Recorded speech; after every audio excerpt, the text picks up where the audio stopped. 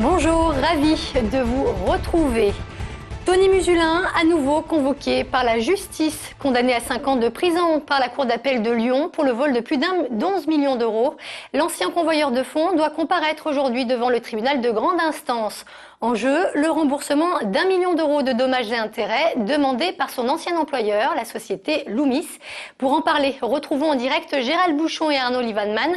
Alors Gérald, clairement, la Cour peut-elle contraindre Tony Musulin à rembourser 1 million d'euros à son employeur ? Alors effectivement, la Cour a demandé à Leïla, c'était le 26 novembre exactement, lors de l'audience, a réclamé 1 million d'euros à son ancien employé, à Tony Musulin. Est-ce que, Maître Bormanas, bonjour. Bonjour. Est-ce que ce procès, qui est finalement pas le plus médiatique, n'est pas le plus important aujourd'hui pour Tony Musulin ? Écoutez, on va parler argent, mais la difficulté dans cette affaire, c'est qu'on reproche à Musulin d'avoir détourné et volé 2,5 millions et on lui demande 1 million. Cherchez l'erreur. Alors pourquoi 1 million ? D'abord, sur quelle base on part pour réclamer ces 1 million Écoutez, depuis le début de cette affaire, nous demandons une reconstitution. Nous avons demandé un recomptage des billets. Ça a été refusé par la société Loomis, ça a été refusé par le procureur de la République et par le juge. C'est qu'il y a bien un problème. Pourquoi on a condamné au maximum Musulin pour avoir volé 2,5 millions et aujourd'hui on ne lui en demande qu'1 million ? Je m'interroge.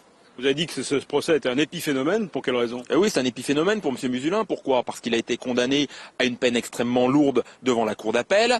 On n'a pas souhaité ou on a oublié lui imposer une obligation d'indemniser. Il n'a aucune obligation d'indemniser devant un juge pénal.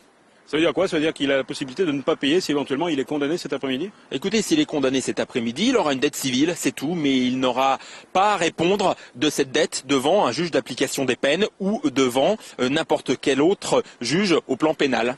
C'est l'avenir qui se joue de Tony Musulin cet après-midi ? Non, l'avenir de Tony Musulin ne se joue pas cet après-midi parce qu'il est très clair que M. Musulin veut purger sa peine et puis après, il a la volonté de passer à autre chose. Merci Maître Bormanas. Voilà le rendez-vous pour l'audience, c'est bien sûr à 14 h cet après-midi au tribunal. Merci beaucoup Gérald. Un impressionnant incendie s'est déclaré hier soir dans une usine de stockage de produits chimiques à Chassieux. Une centaine de pompiers étaient présents sur place. Le site étant classé Seveso, un plan particulier d'intervention a été immédiatement activé en préfecture. On ne connaît pas pour l'heure l'origine du départ de feu. Aucune victime n'est à déplorer et aucun impact sur l'environnement n'a été signalé. On écoute le responsable des pompiers ainsi que le préfet délégué à la sécurité au micro de Sylvie Roland. Il y avait en fait dans l'espace des cuves qui étaient en feu, 28 cuves d'une cinquantaine de mètres cubes chacune, comprenant tout un tas de produits. Il y avait des produits plutôt des bases, d'autres qui étaient plutôt des acides, il y avait un peu de tout. Et donc lorsque les pompiers sont arrivés, le feu était déjà important. Dès l'annonce de l'incendie, le colonel a demandé le déclenchement du plan particulier d'intervention, qui a fait qu'immédiatement la zone a été neutralisée et sur les secteurs hôteliers, les personnes ont été confinées. Donc, mais à l'heure où nous parlons, il n'y a plus aucun risque. Michel Mercier attendu cet après-midi à Corba. Le ministre de la Justice doit visiter la maison d'arrêt ouverte en mai 2009, un établissement largement décrié tant par les détenus que par les surveillants eux-mêmes. Le garde des Sceaux a d'ailleurs prévu de rencontrer les organisations syndicales, une rencontre qui se déroulera à huis clos.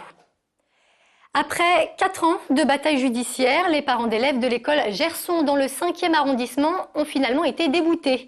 La Cour d'appel de Lyon a jugé hier que l'antenne relais installée à quelques mètres de l'établissement était inoffensive, une déception pour les parents mobilisés. David Segal. Qu'est-ce qui a gagné? C'est le plus puissant, tout bêtement. Là, c'est la déception et un peu l'incompréhension quand même. Quand ce n'est pas la déception, c'est la colère. Aujourd'hui, la Cour d'appel de Lyon a confirmé le jugement de première instance qui estimait inoffensive l'antenne relais située à proximité de l'école Gerson et de sa cour de récréation. Après le choc de cette décision, désormais, c'est l'avenir qui inquiète. Il y a des alertes et on n'en tient pas compte. Et on se réveille et on prend des décisions une fois qu'il y a des morts. Ça a été le cas avec de très nombreux dossiers et notre crainte, c'est que ça ne soit le cas un jour avec la question des antennes relais. Du côté de l'opérateur téléphonique, les arguments étaient simples. Aucune étude scientifique prouve réellement l'existence d'éventuels risques pour la santé. En l'état, le dossier est satisfaisant pour Bouygues Télécom. Télécom, mais la Cour n'a fait que, je dirais, reprendre les constatations, les propos, notamment de l'AFSET en octobre 2009, des ministres qui ont rappelé l'absence de risque. Effectivement, tout le reste découle de là. En 2009, la Cour d'appel de Versailles avait pourtant condamné Bouygues à retirer son antenne relais à Tassin la 2001. Mais aujourd'hui, la Cour d'appel de Lyon en a décidé autrement, une décision qui pourrait faire jurisprudence. Enfin, du côté de l'école Gerson, certains parents d'élèves songent à retirer leur enfant de l'établissement, voire à ne pas les réinscrire l'année prochaine. Le mondial des métiers se déroule jusqu'à dimanche à Eurexpo. Au total, près de 300 professions sont représentées. Parmi les filières les plus prisées, on compte toujours la santé, la restauration, mais aussi et de plus en plus les métiers verts, en lien notamment avec le bâtiment. Pour cette 15e édition, le salon a décidé de mettre en avant l'alternance, une filière en plein essor. Nous avons cette année, en plus de toute la présentation des métiers, 2 thèmes, dont un thème essentiel qui est le thème de l'alternance. Les jeunes peuvent au moins faire part de leurs souhaits, de leur volonté de trouver un contrat et de trouver ici quelle démarche il faut qu'ils fassent, où ils doivent s'adresser de façon très précise, concrète, pour pouvoir enclencher ce projet. Avant de refermer ce journal, sachez justement qu'une émission spéciale consacrée au Mondial des métiers sera diffusée ce soir sur notre antenne. Formation Les clés de la réussite, une émission présentée par Sandrine Audrin, à suivre à partir de 21h. Quant à moi, j'aurai le plaisir de vous retrouver à 17h pour le 3 minutes chrono. Excellent après-midi sur TLM.